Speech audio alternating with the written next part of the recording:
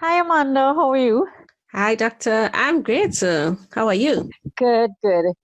I thought we could discuss about STDs this month as Carnival is in the air and everybody is having fun and seems to be happy. And this is very important for this month. Okay, I totally agree with that because there's lots of revelry, and we need to have the information so that we could protect ourselves. I also have some questions that I hope you can answer for me. Okay, great. My first question is: there are three letters that are used interchangeably: STD or STI. What is an STD or STI? STD stands for sexually transmitted disease, and an STI is sexually transmitted infection. So the infection, if not treated, leads to the disease. How do you get an STI? Well, as it says, sexually transmitted. You get this infection from having sexual intercourse or sexual contact, not only penetration, but contact as well. What are some of the common STIs?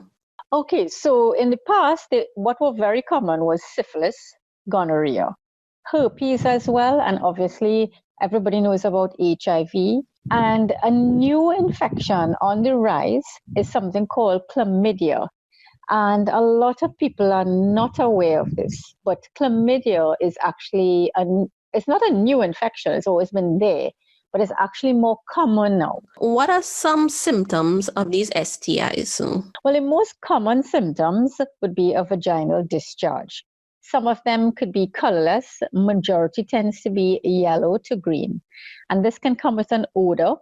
You can get burning or itching in the vagina and outside.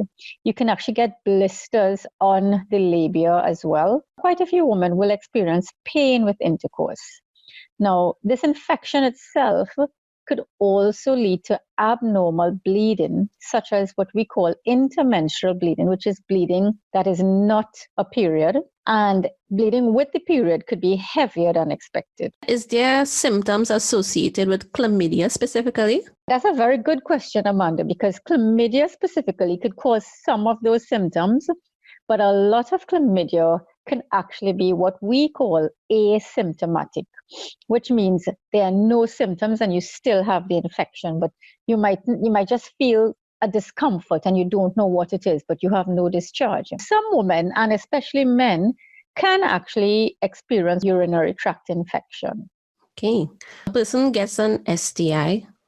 I think the big question, can it be treated? Yes, because most of these are infections.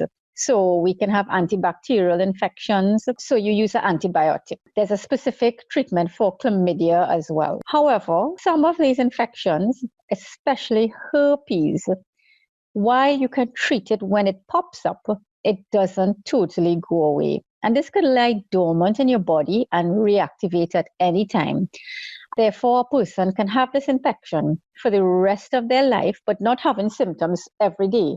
It just pops up sometimes once every 3 months, sometimes once a year, once every 2 years. They will get an outbreak of blisters on the vulva, and then it forms ulcers. How can you test for this? There are various ways of testing for infections. First of all, seeing your doctor and doing a clinical examination by looking at the discharge and having a feel. And this actually is 50% of the times you can actually diagnose an STD or STI from just doing that examination. The second method would be doing specific swabs, which actually has to be sent to the lab and tested for the specific infections. Doing blood tests helps to detect some of them. For chlamydia specifically, there's the new urine testing, and this is actually the most accurate test for chlamydia because there are various tests that are done on the market: swabs, blood tests, and the urine. But the urine via a procedure called PCR is actually the most accurate way to test for chlamydia. That's very important to note. It can be treated, but first you must go to your doctor. Other than causing abnormal discharge or an infection, are there any other implications of these infections? Yes, in some women, in addition to just a discharge, If this infection stays in a woman for a very prolonged time or it goes untreated, it can actually lead to infertility. And the reason it causes infertility is the infection causes scarring of the fallopian tube, which means that you get blockages in your tubes. And remember, to get pregnant, the egg and the sperm gets fertilized in your tube. So if your tubes are blocked, you may never be able to get pregnant, or it takes much longer to get pregnant if the actual tube becomes unblocked. This infection is called PID, or pelvic inflammatory disease. So some people may know that term, but yes, it'll actually lead to infertility if untreated. So it's safe to say that the implications are not just short-sighted, but later down the road, it can have a great effect. Yeah, especially on young women, because remember, these are the women who would want to have babies. Obviously, women who've had babies in the past, it may not pertain to them, but it's still actually an infection that can be. And also to note, some of these infections, if untreated, can be passed down to a baby. So again, you want to make sure you don't have this infection before you get pregnant. Some people use the phrase one and done. And my question is, can someone get the same STD multiple times? Yes, they can. Because getting treated, you get rid of that infection at that point in time. If you come into contact again with a same partner who has the infection, they could give it back to you and you'll get it again. So there's no immunity specifically for that one infection. You can get reinfected. In addressing the concept of condoms being foolproof, do condoms prevent STDs? Condoms increase your chances of preventing an STD, but they are not 100% effective in preventing all of the STDs. Even just by pregnancy itself, some women get pregnant even when they use a condom based on having a hole in the condom or the condom broke. The same thing holds for the STIs, in the sense that if you have a hole, it's used improperly, you can still get an infection. However, using a condom is still a very good way of trying to prevent an STD. So to note, it's not 100% effective, but it can be used. But we want to lean to the side of 100% effectiveness. So my next question is, how can someone avoid getting an STD? There are many things you can do to reduce the chance of getting an STD. First of all, obviously, be faithful. Be with one person. Have sex with only one other person whom you trust. Having contact with someone who is not infected means that you won't get the STD from them, and they won't get it from anybody else. Using condoms, obviously, used correctly, can decrease your risk of getting an infection. Especially latex or polyurethane condoms can be very good against STD. Having fewer partners, the more partners you have intercourse with or sex with, the greater your chance of getting an STD. Also, if you're in a new relationship, go and get tested before you all have intercourse. Be smart. Again, Carnival is in the air.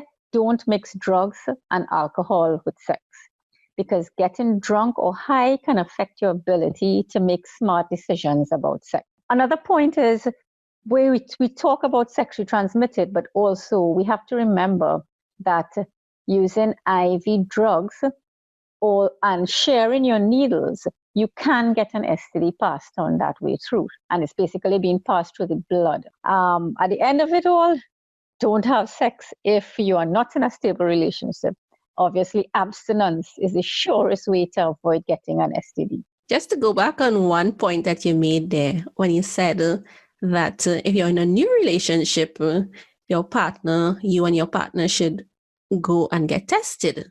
I think our important word there should be together. Exactly. And don't only just go. Show your results to your partner, because I've had many people come to the office saying, oh yes, I got tested with my work and he was tested and he told me it was normal. But by saying that, it means you didn't actually see the results. You were just told it was normal. Right. Seeing is believing. Exactly. And if you have nothing to hide, you will show it to somebody. But if you have something to hide, you'll verbally tell them something and not actually show them the evidence that you've cleared. So I think again we have to be smart, we have to be mature about things, do the test together and share your results. Those were some very, very insightful and important points there. Be faithful, use condoms, have fewer partners, go with your partners together, and don't mix drugs and alcohol with sex. Don't have sex.